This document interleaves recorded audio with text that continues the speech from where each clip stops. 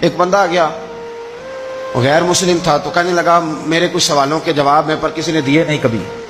تو جب اس نے آ کے بہت بڑا دعویٰ کیا کہ اگر کوئی میرے سوال کا جواب دے تو میں مان جاؤں، تو پھر مسلمانوں نے کہا کہ نہیں، تو نے بڑا ہی دعویٰ کر دیا، تو شے ہی کوئی نہیں، وہاں تو بڑے بڑے مان گئے.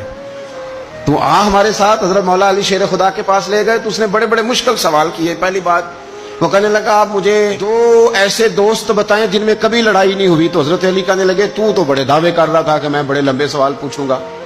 وہ 2 دوست جن میں کبھی لڑائی نہیں ہوئی وہ جسم اور روح ہیں بھی کٹھے ساتھ رہتے، دوست بھی ہیں، پر کبھی آپس میں لڑائی، بڑے بڑے گناہ کرتا ہے جسم، پر روح ناراض نہیں ہوتی، وہ ساتھ ہی رہتی ہے. اس کی آنکھیں کھل گئی، اس کو تو کبھی جواب ہی نہیں ملا تھا. کہنے لگا اچھا وہ 2 ایسے دوست پھر بتائیں جن میں کبھی صلح نہیں ہوئی. تو فرمایا وہ موت اور حیات ہیں.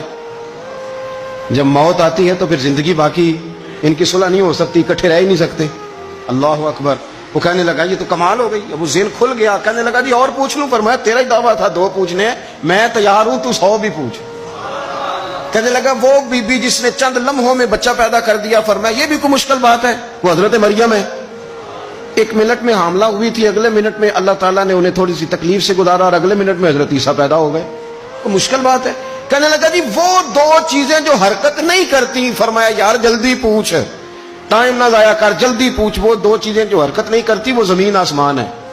اس نے کہا وہ 2 چیزیں جو ٹھہرتی نہیں، فرمایا وہ سورج اور چاند ہے، جو حرکت ہی کرتے رہتے. کہنے لگے اچھا وہ بتائیں جی جو کھا تو بڑا کچھ کیا پر پیا اس نے کچھ بھی نہیں.